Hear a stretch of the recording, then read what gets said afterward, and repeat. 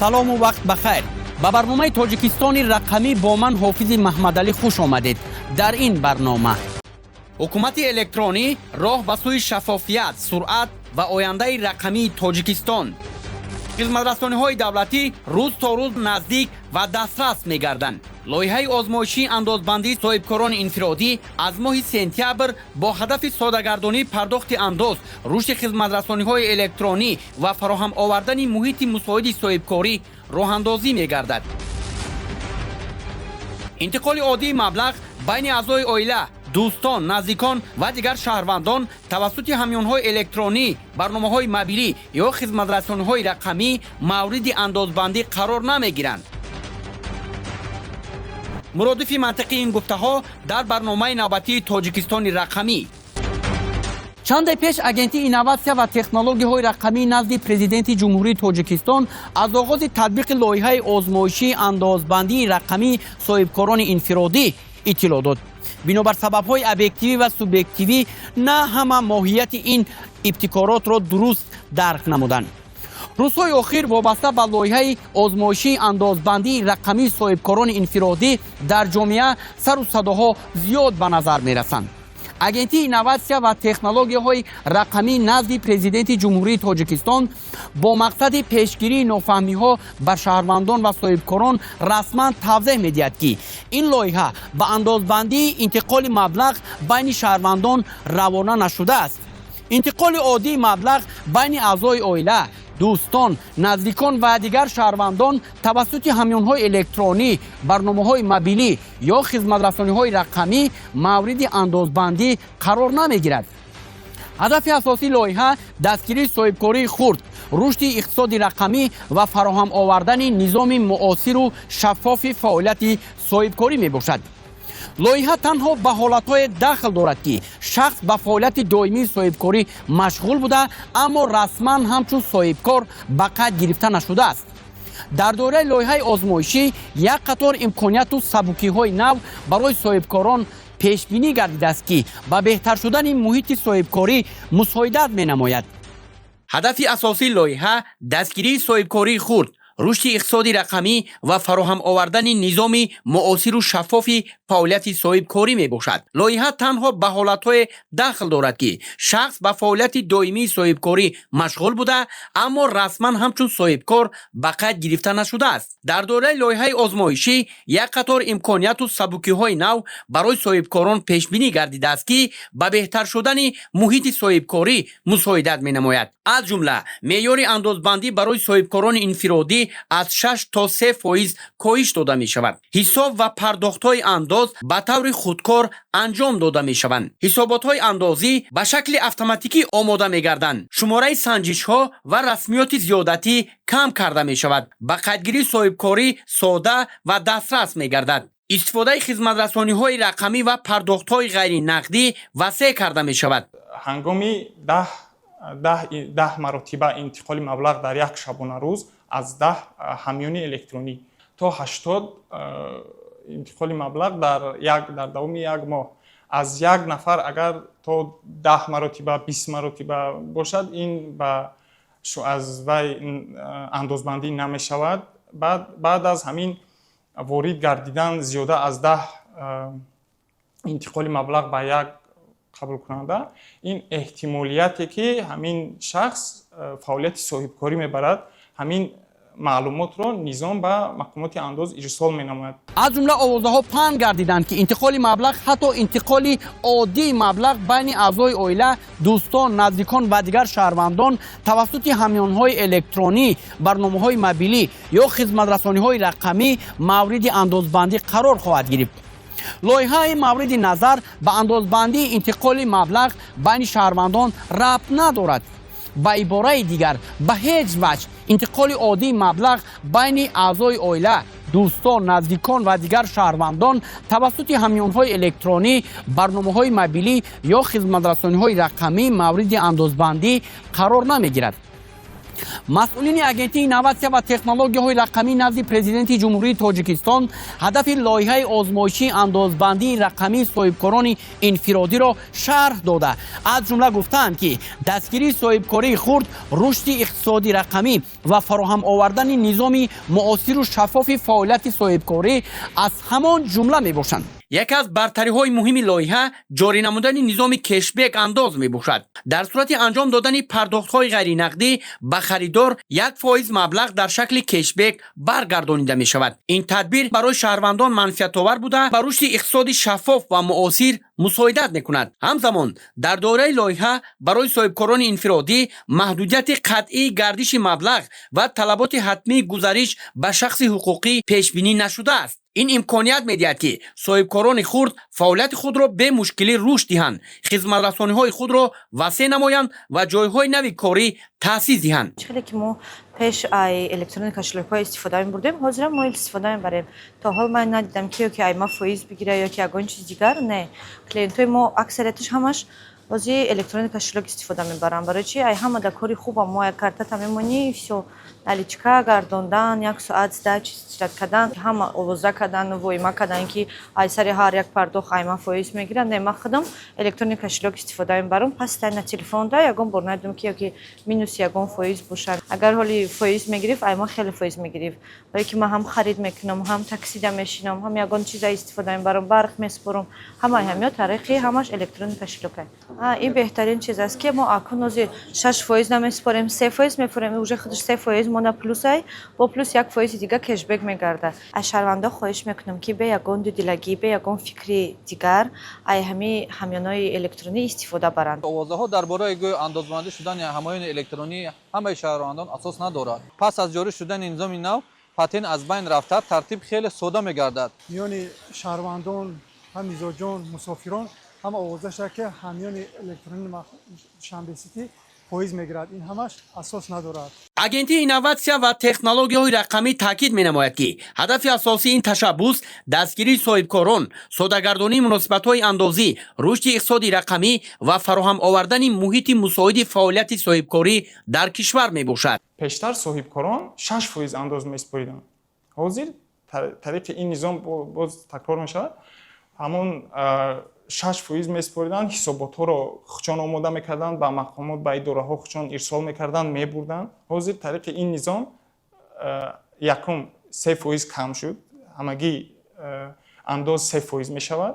дуюм ҳисоботҳо тариқи автоматӣ худ низом ҳисоб мекунад ва андозро мегирад. дар қиёс ба ашхоси аз ин иқдом норозӣ, ки аксар маврид умумигӯӣ карданд, дастандарткорони иқдом далелҳои мутмаинкунанда пешниҳод намуданд. дар ин зимн маълум гардид, ки андозбандии рақамии соҳибкорони инфиродӣ, меъёри андоз барои соҳибкорони инфиродӣ аз 6 то 3% коҳиш ёфта, ҳисоб ва пардохти андоз ба таври худкор анҷом дода мешавад. инчунин ҳисоботи андозӣ ба шакли автоматӣ омода шуда, теъдоди санҷишу зарурати ба ҷой овардани расмиёт кам мешавад. муҳимтар аз ҳама, ба қайдгирии соҳибкорӣ содаву дастрас ва истифодаи хизматрасониҳои рақамӣ ва пардохтҳои ғайринақдӣ густурдатар хоҳад гашт. ҳоло аз лиҳози моҳияту манфиат вожаи кешбек маҳбуб асту маъмул. хизматрасониест, ки ҳангоми харид бо корти бонкӣ ё барномаҳои электронӣ қисме аз маблағи пардохтшуда ба суратҳисоби шумо баргардонида мешавад.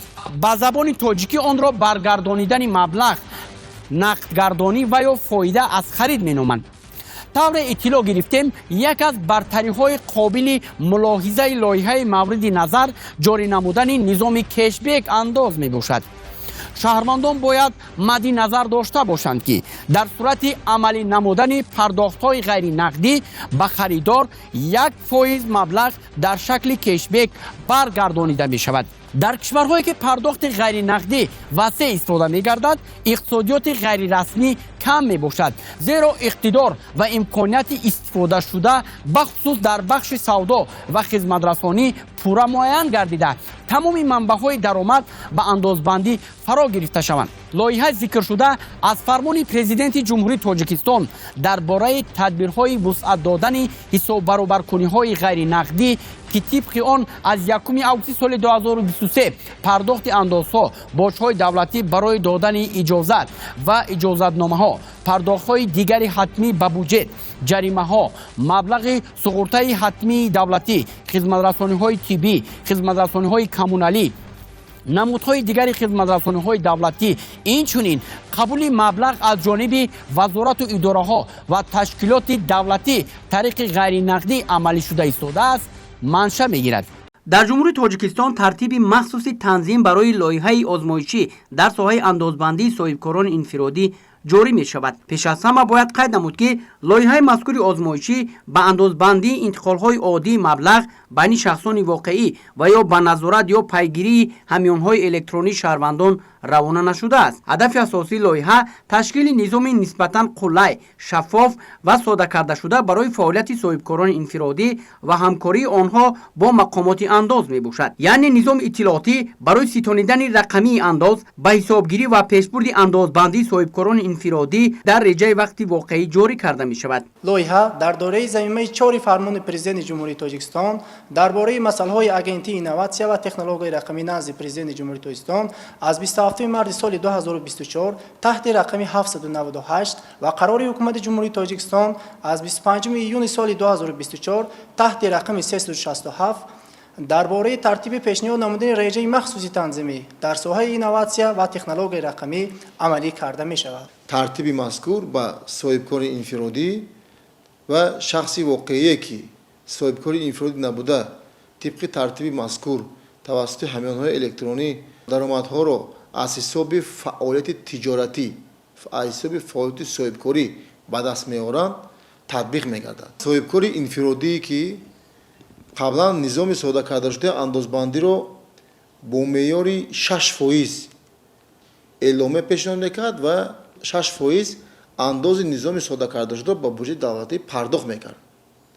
лоиҳаи озмоишӣ бо мақсади хеле қайд кардан дастгирии давлатии соҳибкорони инфиродӣ минбаъд соҳибкорони инфиродӣ ба ҷои 6% аз ҳар як амалиёт 3% пардохт мекунанд. яъне барои онҳо 3% меъёри андози низоми соддакардашуда кам карда шудааст. бо ҳамин асос метавон гуфт, ки лоиҳаи мазкур як қатор афзалиятҳо дорад. аввалан лоиҳа ба дастгирии соҳибкории хурд ва шаҳрвандоне равона шудааст, ки аллакай тавассути интернет ва ҳамёнҳои электронӣ ба фурӯш ё хизматрасонӣ машғуланд, вале бе ба қайдгирӣ фаъолият мебаранд. ҳадафи асосӣ на эҷоди мушкилоти иловагӣ, балки баръакс фароҳам овардани механизми нисбатан содда ва қулай барои фаъолияти онҳо мебошад. дуюм, лоиҳа пеш аз ҳама ба дастгирии соҳибкории хурд равона гардидааст. ҳамзамон маҳдудияти ҳадди ниҳоии даромади умумӣ ки кодекси андози ҷумҳурии тоҷикистон муқаррар намудааст, нисбат ба иштирокчиёни ин низом татбиқ намегардад. яке аз вазифаҳои асосии коҳиш додани мушкилоти маъмурие мебошад, ки имрӯз соҳибкорони инфиродӣ ба онҳо рӯбарӯ мешаванд. лоиҳа низоми хеле соддакардашудаи андозбандиро пешбинӣ менамояд. бисёр равандҳо ба таври худкор амалӣ мешаванд. низом худ андозҳоро ҳисоб мекунад, ҳисоботро ба таври автоматӣ ташаккул медиҳад. ба соҳибкор лозим намешавад, ки ба мақомоти гуногун муроҷиат намуда миқдори зиёди ҳуҷҷатҳоро пур намояд. сеюм, яке аз ҳадафҳои муҳими лоиҳа коҳиш додани бори андоз барои соҳибкории хурд мебошад. дар ҳуҷҷат меъёрҳои махсуси коҳишёфта барои соҳибкорони инфиродӣ аз 6% то 3% пешбинӣ шудааст. ин боз ҳам нишон медиҳад, ки давлат диққати асосиро на ба зиёд намудани бори андоз, балки баръакс ба фароҳам овардани шароити мусоид барои рушди соҳибкории рақамӣ ва ҳисоббаробаркуниҳои ғайринақдӣ равона кардааст. чорум, лоиҳа ба коҳиш додани шумораи санҷишҳо равона гардидааст. гузашта аз ин дар ҳуҷҷат мустақиман нишон дода шудааст, ки дар давраи татбиқи лоиҳаи озмоишӣ санҷишҳои назоратии мақомоти андоз гузаронида намешавад. инчунин давраи иштирок дар лоиҳаи озмоишӣ ҳатто баъд аз анҷоми он низ мавриди санҷиш қарор намегирад. ин маънои онро дорад, ки давлат мехоҳад фаъолияти соҳибкоронро осон намояд, на ин ки барои онҳо мушкилоти иловагӣ ایجاد کند. پنجم، ترتیب مورد نظر تنها به معین نمودن علامت‌های فعالیت منتظم صاحبکاری به قیدگیری دخل دارد. انتقال‌های عادی مبلغ بین شخصان واقعی با مقصدهای شخصی، اولیوی و دیگر هدف‌های غیر تجارتی موضوع این تنظیم نمی‌باشند. یعنی انتقال مبلغ بین شهروندان خودکار همچون ابیکت اندازبندی ارزیابی نمی‌گردد. علاوه بر این، همه گونه قرارهایی که به اعتراف نمودن شخص همچون سوبیکت فعالیت صاحبکاری وابسته‌اند تنها در دایره قانونگذاری جمهوری تاجیکستان و بعد از ارزیابی حقوقی داخلدار از جانب مقامات وکالتدار قبول کرده می‌شوند. ششم، چنین مکانیزم‌ها امروز در دیگر دولت‌های نیز استفاده می‌شوند که اقتصاد رقمی را فعالانه رشد می‌دهند. لایحه مذکور نمونه محیط آزمایشی تنظیم کننده میباشد که در بسیار کشورها وسیع استفاده می‌گردد. از جمله روش‌های شبیه علاقه در جمهوری ازبکستان و فدراسیون روسیه تطبیق می‌شوند که در آنها دولت نیز تدریجاً صاحبکاری خرد و شهروندان خود مشغول را به نظام‌های ساده کرده شده رقمی اندازبندی با به حسابگیری اتوماتیک عملیات و حسابدهی حد اقل می‌گذرانند. این به دولت و صاحبکاران امکان می‌دهد که تکنولوژی پیش از تطبیق پورا سنجیده شده خوف‌ها برای هر دو جانب کاهش داده شوند. یعنی جمهوری تاجیکستان در این حالت یگان مکانیزم غیر عادی یا فوق‌العاده جاری نمی‌کند، بلکه در سمت عملیه بین‌المللی رقمی کنانی مأموری کنانی انداز حرکت نموده ایستاده است. هفتم، باید قید نمود که همکاری تکنیکی نظام توسط اپراتوران نظام پرداختی و انفراستراکچور بانکی با اشتراک بانک ملی تاجیکستان در دوره قانونگذاری عمل کننده و تنظیم بخش مالیوی عملی می‌گردد. این پیش از همه به تامین درستی عملیات‌های مالیوی، سیر بانکی، امنیت پرداخت‌ها و شفافیت مأموری کنانی انداز وابسته میباشد، نه به نظارت انتقال‌های شخصی معیشی شهروندان. کیها به این نظام داخل میشوند؟ اساساً صاحبکاران انفرادی، شخصانی که توسط همیان مبلغ قبول میکنند. این ترتیب بر شخصان حقوقی، خواجگی‌های دهقانی، فعالیت ساختمانی، بیزنس بازی تطبیق نمیگردد. آیا شهروندان عادی باید نگران شوند؟ این نظام اساساً برای فعالیت صاحبکاری پیش بینی شده است. اگر انتقال مبلغ بین پدر و مادر، دوستان و خویشاوندان صورت گیرد، عموماً اندازبندی نمی شود و صاحبکاری حسابیده نمی شود. مثلا اگر شخص هر روز از 10 نفر برای فروش مال مبلغ قبول کند، احتمالاً فعالیت صاحبکاری حسابیده شود. اگر زیاده از 2 ماه فعالیت نباشد، شخص می تواند به طور اتوماتیک از فهرست صاحبکاران خارج کرده شود. برای مثال اگر صاحبکار فعالیت صاحبکاری را قطع کند، برای بستن فعالیت صاحبکاری به مقامات داخلدار رفتن لازم نمی شود. صاحبکاری انفرادی اگر درآمد گرفت، یک عملیات کرد، پرداخت انداز را با معیار 3% تامین می شود. 3% از مبلغی که ارزش فروش مال 3% انداز نظام ساده کرده شده، به جای 6% 3% انداز نظام ساده کرده شده در شکل اتوماتیک گرفته به بودجه پرداخت کرده می شود. شخصانی که هنگام خرید مال و اجرای کار خدمت رسانی 3% داشته می شود و 2% به بودجه دولتی پرداخت کرده می شود، 1% به خریدار که همچون کشبک برگردانده می شود. صاحبکار انفرادی که تحویل مال اجرای کار و خدمت رسانی رو در شکل نقدی مثال انجام میدهند، در این مورد 3% اندازه نظام ساده کرده شده ستانده می شود و بودجه پرداخت کرده می شود. مکانیزم پیشنهاد شونده نظام سیر بانکی را پورا نگاه می دارد و معلومات مفصل عاید به انتقال‌های مشخص، حجم یا ارسال کنندگان آنها به مقامات انداز یا دیگر مقامات پیشنهاد کرده نمی شود. اپراتور بانک ملی می باشد و نقش آن از تامین حسابکنی حفظ شده و اتوماتیک عهده‌داری‌های اندازی در دایره نظام مالیوی عبارت است که این افشای معلومات شخصی و مالیوی اشتراکچیان لایحه آزمایشی را استثنا می نماید. همینطور بعد از گرفتن توضیحات رسمی معلوم گردید که نگرانی‌های ابتدایی جامعه اساساً به نارسایی معلومات مفصل و تفسیر نادرست بعض مقررات حجت وابسته بودند. در اصل لایحه مذکور به سمت‌های زیرین روانه شده است: دستگیری صاحبکاری خرد، کاهش دادن بار انداز، اتوماتیک کنانی حسابات دهی، کم نمودن شماره سنجش‌ها، ساده‌گردانی به قیدگیری صاحبکاران، رشد حساب برابرکنی‌های غیر نقدی و تشکل اقتصادیات شفاف رقمی. محض در همین ماهیت اساسی لایحه آزمایشی افاده می‌یابد که از جانب اگنتی اینوواسیا و تکنولوژی‌های رقمی در همکاری با مقامات انداز جمهوری تاجیکستان عملی کرده می‌شود. هدف اساسی از این ترتیب ساده کردن اندازسپاری، کم کردن کاغذبازی، آسان نمودن فعالیت صاحبکاران، رشد پرداخت‌های غیر نقدی، زیاد نمودن شفافیت، دستگیری صاحبکاری خرد میباشد. این ترتیب حالا هم لایحه آزمایشی عمل میکند. یعنی اول تجربه می شود و بعد وابسته به نتیجه ها تکمیل داده می شود. ماهیت اساسی ترتیب نو چیست؟ پیشتر بسیار کارهای وابسته به انداز دستی انجام داده می شدند. حسابات نوشته می شد. صاحبکار به اداره ها مراجعت می کرد. وقت و خراجات زیاد می شد. اکنون قسم زیاد این کارها به طور اتوماتیک انجام داده می شوند. یعنی نظام نو انداز را حساب می کند، مبلغ را به بودجه می گذراند، معلومات را به مقامات انداز می فرستد، آمار را نگاه می دارد، کشبک را حساب می کند. این به زبان ساده چی معنا دارد؟ مثلا فرض میکنیم که شهروند توسط QR رمز یا همیان الکترونی لباس میفروشد. پیشتر او باید حسابات میسپارید، مبلغها را حساب میکرد، به اداره انداز میرفت، بسیار حجت پر میکرد. اکنون مبلغ به طور رقمی قبول میشود. نظام خود مبلغ انداز را حساب میکند. انداز اتوماتیک پرداخت میشود. معلومات اتوماتیک وارد میگردد. یعنی کار صاحبکار آسان میگردد. هدف اساسی لایحه چیست؟ ساده کردن فعالیت صاحبکاران. صاحبکار وقتی کمتر برای حجت گذاری صرف میکند.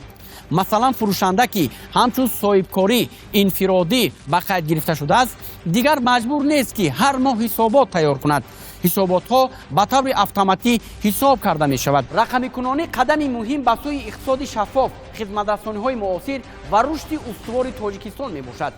در مجموع لایحه آزمایشی اندازبندی رقمی صاحبکاران انفرادی تشبث محسوب می شود که هدفش دستگیری صاحبکاران، سوداگردانی مناسبت‌های اندازی، رشد اقتصاد رقمی و فراهم آوردن محیط مساعد فعالیت صاحبکاری در مملکت است. برنامه تاجیکستان رقمی بود منظور شما. با تحلیل یک موضوع دیگر در برنامه نوبتی با شما دیدار خواهیم داشت. شب و روزتان خوش.